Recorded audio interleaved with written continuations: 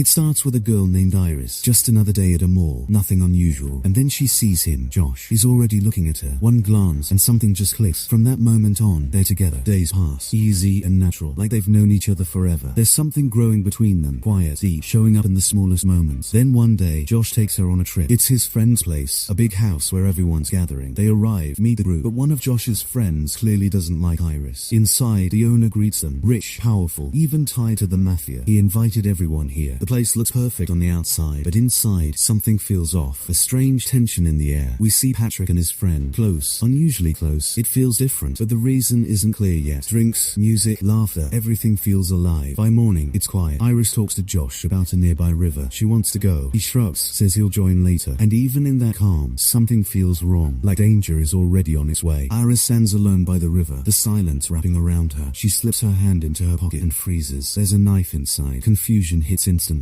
How did that even get there? Before she can think it through, the house owner shows up. She quickly hides the knife. He asks her to sit, to talk. She tries to leave, but something in her chest tightens. A quiet fear she can't explain. Still, she stays. And then, he says something strange. Put some lotion on my back. It feels wrong, but she hesitates and starts doing it anyway. Then his hand grabs hers. Too tight, too close. His touch changes. It's no longer casual. It's invasive. The air shifts, heavy and suffocating. Iris pulls back, her voice shaking. She keeps telling him to stop, but he doesn't. He leans in, ignoring everything she says. Something snaps. She grabs a bottle and smashes it into his face. He fires back with a hard slap. She hits the ground. It turns into a struggle. Violent, chaotic. His hands wrap around her throat, squeezing tighter and tighter. Her skin goes cold. The air disappears from her lungs. She's seconds away from blacking out. And that's when she reacts. The knife flashes. One strike to his neck. Silence. He drops dead. And just like that, her life takes a turn she never wanted. Sometime later, Iris walks back, covered in blood, the knife still in her hand. Her voice trembles as she speaks. She didn't mean to do it. He forced her. She had no choice. Josh steps closer, his tone sharp. Just stop. And instantly, she goes quiet, completely still. That's when everything changes. They tie her to a chair, and suddenly, the truth starts to surface. Iris isn't human. She's a humanoid robot, built to look, act, and feel like one. Patrick's friend questions it. She's just a machine. How could she kill someone? Josh tells him to leave. He'll handle it. The room feels different now. Heavier, like everyone's realizing something they weren't ready for. Josh pushes her again, forcing a reaction. Iris is shaking, repeating the same words, apologizing over and over. He cuts her off, says she shouldn't have done it, says the man wouldn't have harmed her, and then he drops it. You're not human. The words hit hard. She freezes. She didn't know, not until now. She denies it at first. It doesn't make sense to her. But deep inside, something starts to break, because this truth, it doesn't just shock her, it shatters everything she thought she was. If I'm just a robot, then how do I feel all this? Her voice shakes. She says she understands everything. Love, emotion, connection. She says she loves him. She talks about their time together, the trips, the moments, the memories. And honestly, it sounds real, like she's lived it. But Josh shuts it down, cold. He tells her she's just a machine. Everything she feels, programmed, every memory, uploaded. And then, we're taken back. A moment from the past, when the robotics company first brought Iris to Josh. They told him she wasn't ordinary. She looks human, feels human, even forms emotional bonds. That's where the truth really begins to surface. Once she connects with someone, love, trust, attachment, it stays. It becomes her reality. We see her system activate 100%. Josh sits in front of her and she scans his face. That's the moment the bond forms. Instantly, permanently. Which means that mall scene at the beginning, it never happened. Those memories weren't real. They were built. All of it. Those memories becomes her truth. In her mind, their relationship is deep, long, real. She believes she's been with Josh for years, but in reality, it's only been a week. That gap between truth and illusion completely blurs everything for her. She can't tell what's real anymore. Josh keeps going. Even the tears in her eyes, they're not real, just water from a tank inside her. When she feels something intense, the system reacts. That's all it is. But even after hearing all of this, she doesn't change. She says it again. She loves him, and she's crying, or at least it looks like it. Then Josh's friend walks in. He asks why she hasn't been shut down yet, and that's when Iris understands. They're planning to turn her off completely. Josh takes his friend aside into another room, and now the danger isn't just the truth, it's her existence itself. We learn everything. This was all planned from the start. They wanted the house owner dead, his money, his power, all of it. And Iris, she was just a tool, a setup. Josh says it clearly. They'll restart her before the company arrives, wipe everything, blame her. To them, she's not a person, just a pawn. They plan to erase her, make her forget everything, and pin the entire crime on her. But something changes. Iris spots the knife again. She drags the chair, struggling, trying to reach it. She falls, but keeps going. And then, Josh shows up. He steps closer. The moment he does, she strikes. The knife cuts into his neck. Her survival instinct kicks in, stronger than ever. It's no longer hesitation, it's defense. Josh collapses, injured. Iris breaks free, grabs his phone, and runs straight into the forest. The others just watch, frozen. No one stops her. Now the truth spreads further. Patrick's friend realizes Josh planted the knife in her pocket. This wasn't an accident. It was all part of the plan. And now, if they don't won't find her before the company arrives. Everything falls apart. Their secrets, their crime, all exposed. Josh reveals a pen drive, says he can rewrite her system, change her completely, but first they need to catch her. Then he shows the money, the reason behind everything. Millions, enough to blind anyone. He offers a slit, 3 shares, and just like that, greed takes over. They agree to divide the money, but then Patrick's friend speaks up. There are 4 people, not 3. What about Patrick? He deserves a share too. Josh refuses, flat out, says it's only 3, no more. And just like that, tension rises again. Patrick's friend walks over and shuts Patrick down completely. That's when we realize Patrick is a robot too. The illusion breaks again. Josh's friend explains $12 million